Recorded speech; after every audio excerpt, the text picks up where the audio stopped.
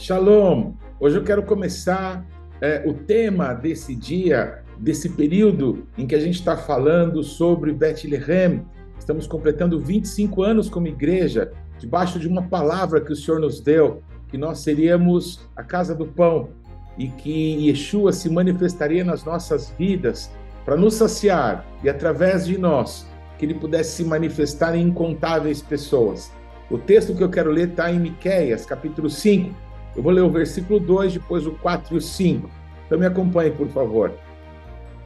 Tu, porém, Bethlehem Efratá, posto que pequena entre milhares de Judá, de ti me sairá aquele que há de reinar em Israel, e cujas saídas são desde os tempos antigos, desde os dias da eternidade. Ele permanecerá e apacentará o povo na força do Senhor e na excelência do nome do Senhor, o seu Deus. E eles viverão seguros, porque agora será ele grande até os fins da terra, e ele será a nossa paz. Eu certamente vou voltar a esse texto algumas vezes até o final desse nosso período, porque é um texto que fala muito forte conosco, porque cita o nome da cidade onde nasceu Davi, da cidade onde se manifestou Yeshua, onde ele nasceu, e também no nome que Deus nos deu, do chamado que ele colocou sobre as nossas vidas.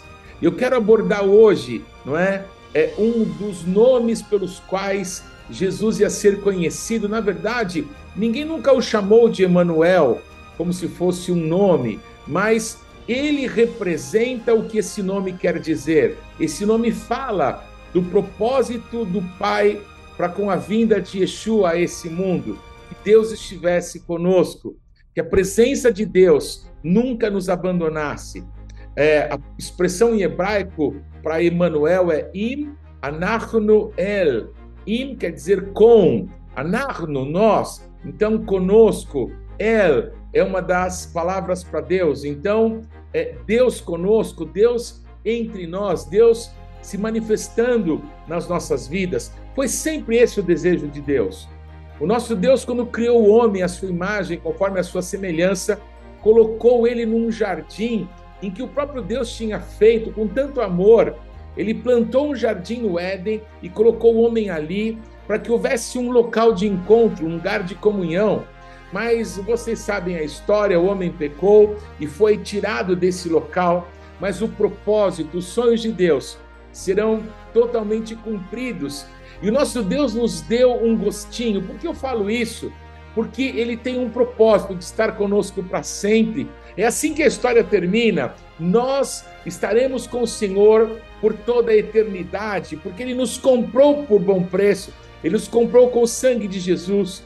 Mas para que esse plano da redenção do nosso Deus pudesse se cumprir, era necessário que alguém viesse tomar o lugar do homem na morte, para que o homem de novo tivesse caminho, tivesse espaço, tivesse oportunidade para a vida eterna que foi perdida justamente como consequência do pecado, que é a morte. Então Jesus, ele veio a esse mundo, Deus esteve entre nós pessoalmente, fisicamente, mas com o objetivo de morrer por todos nós. Jesus, o Cordeiro de Deus que tira o pecado do mundo, não nasceu para viver, nasceu para morrer.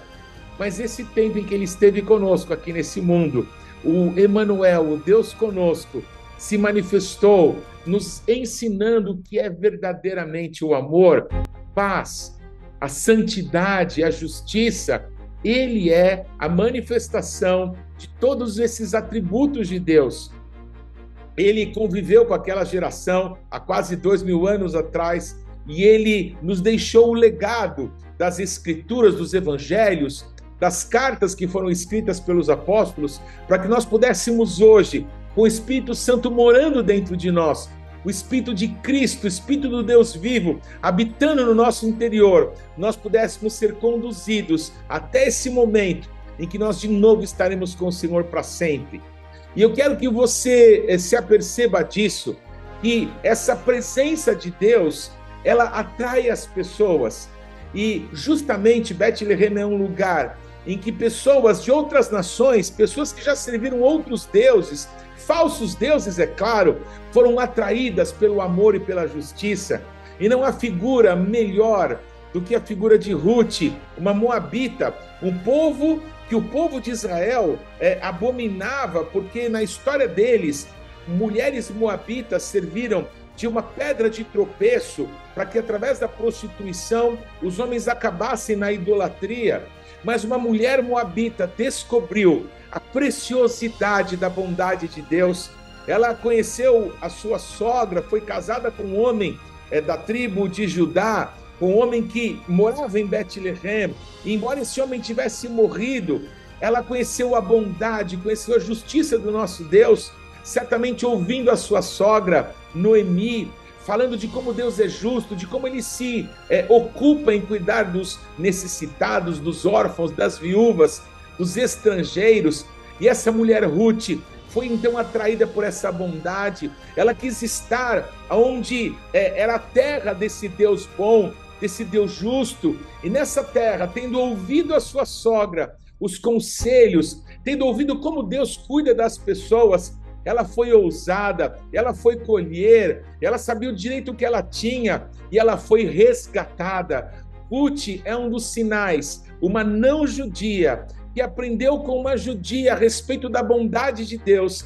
Ela experimentou a redenção do nosso Deus sobre a sua vida, porque naquele local, no local que pertencia ao seu resgatador, a Boaz, um dia nasceria Yeshua, nasceria o bom pastor, aquele que deu a vida pelas suas ovelhas, aquele que nos apacentará, que nos conduzirá, o Deus conosco. Eu gosto de usar uma expressão bem brasileira, não é? Como a minha tradução de Emanuel, que é Deus pertinho. É isso mesmo, o nosso Deus não está longe, ele está perto, ele está com os ouvidos inclinados para ouvir a sua oração, para ouvir o seu clamor, ele está com os olhos fixos na gente, ele não está longe, ele não está com a mão fechada, mas está com ela estendida, para que nós possamos receber dele a sua salvação, a sua bondade, o seu amor, a sua cura, a sua redenção.